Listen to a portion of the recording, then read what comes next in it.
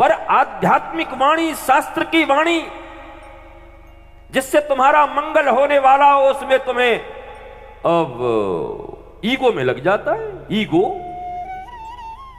अहंकार, वो नहीं सुनना चाहते। दुनिया में ईमानदार आदमी वो है, इतनी ईमानदारी तो होनी चाहिए कि ये है, यस इट इज राइट, ऐसे ही तो हैं हम, और हमें वापस आना है, हमें सीखना है, हमें बचना है और बचाना है। अर्जुन सा होना भी चाहिए ना। कृष्ण तो मिलेंगे बोलने वाले, पर अर्जुन सा होना भी चाहिए सुनने वाला।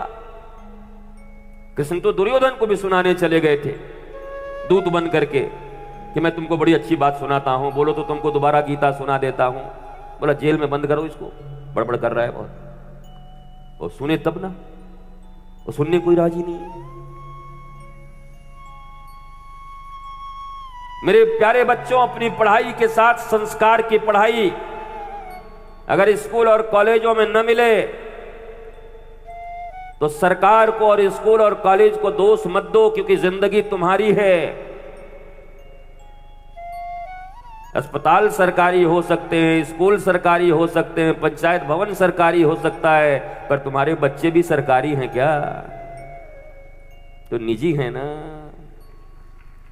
तो निजी बच्चों के लिए तो कुछ करो कि वो भी सरकारी हैं।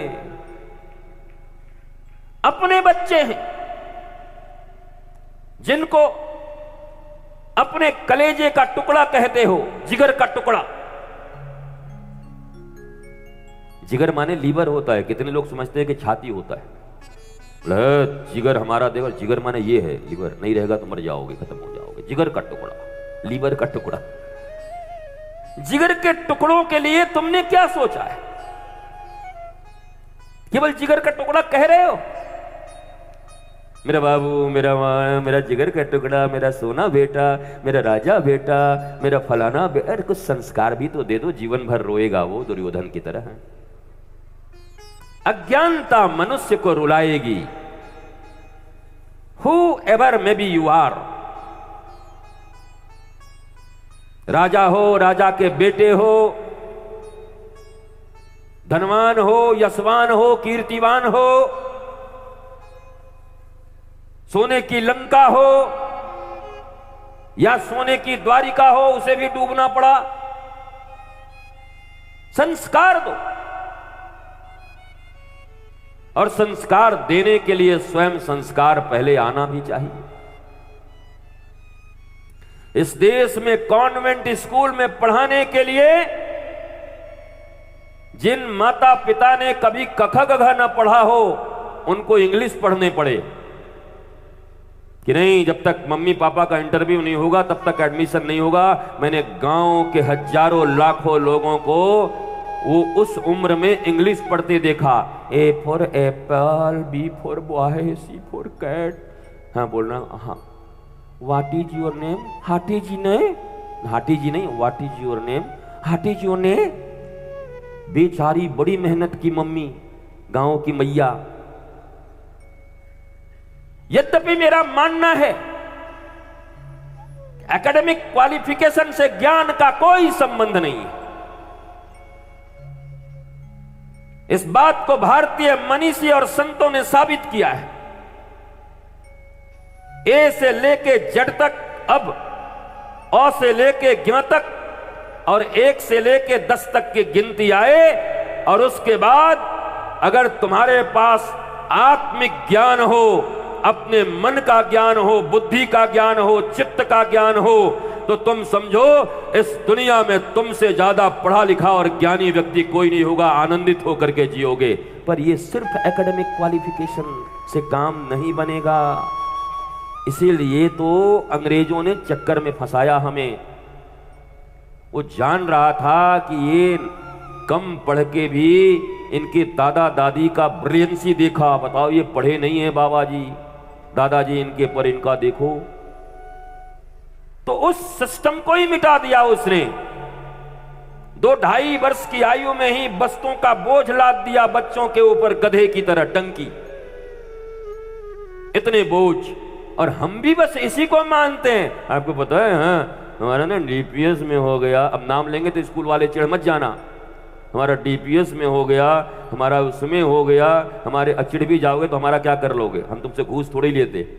पब्लिक स्कूल, हमने सुना है कि डिमांड जैसी होती है सप्लाई भी वैसी ही होती है। अगर डिमांड माता पिता की होती कि हमें गुरुकुलम चाहिए,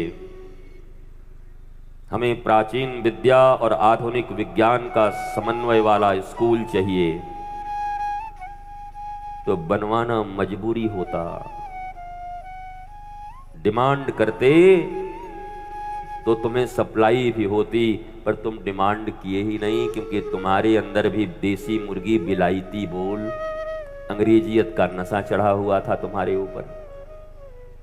मैंने कई बार कहा, चाइना अपनी भाषा में बोल रहा है, जापान अपनी भाषा में बोल रहा है, जर्मनी अपनी भाषा में बोल रहा है, फ्रांस अपनी भाषा में बोल रहा है, और ये सब बहुत उन्नत है हमसे यार, इनकी टेक्नोलॉजी बहुत उन्नत है।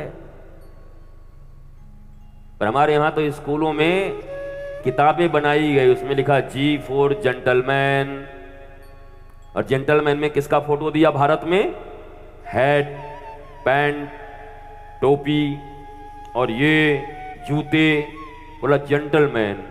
अब छोटे से बच्चे के मस्तिष्क में जी फॉर जेंटलमैन का मतलब यही समझ में आया, और गांव में धोती पहन करके दादाजी और पिताजी खेती करके उसके लिए अपने पसीने और खून बहा रहे हैं, तो उसकी समझ में जेंटलमैन तो वो कभी नहीं हो सकते, क्योंकि उसके दिमाग में 5 वर्ष में घुसा दिया गया कि जेंटलमैन हैट, पैंट और टाई और टोपी ही होता है। तुमने समझा कि तुम्हारे साथ क्या हुआ? इतने इंटेलेक्चुअल्स बैठे हुए हो, लोग बोलते भी हैं बुद्धिजीवियों का सम्मेलन है। बुद्धिजीवी से ज्यादा खतरनाक कोई नहीं होता, इनका सम्मेलन जहां हो वहां से भाग जाओ। ये बस बिस्लेरी का बोतल लेकर के बैठ करके और सेमिनार करेंगे,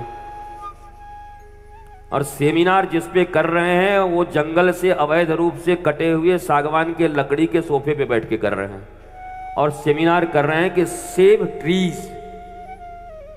कमाल है भाई, तुम्हारे स्वभाव में नहीं है, और तुम अनर्गल चीजें करते चल रहे हो, सेमिनार करते चल रहे हो, सो कॉल्ड इंटेलेक्चुअल्स।